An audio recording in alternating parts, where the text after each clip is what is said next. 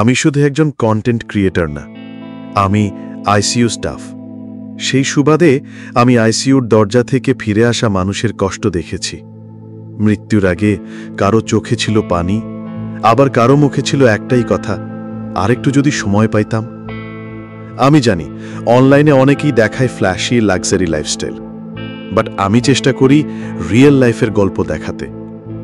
আমি বাস্তবতা নিয়ে কথা বলতে চাই। তুমি যাকে ভালোবাসো তাকে সময় দাও। জীবনটা ইউটিউব শর্ট না, একবার চলে গেলে আর ফিরে আসে না।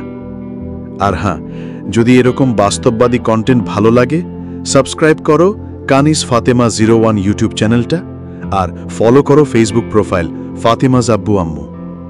ভালো থাকো, সুস্থ থাকো, প্রিয় মানুষের যত্ন নিও। আইসিইউর বেডে যাওয়ার আগে আল্লাহ হাফেজ।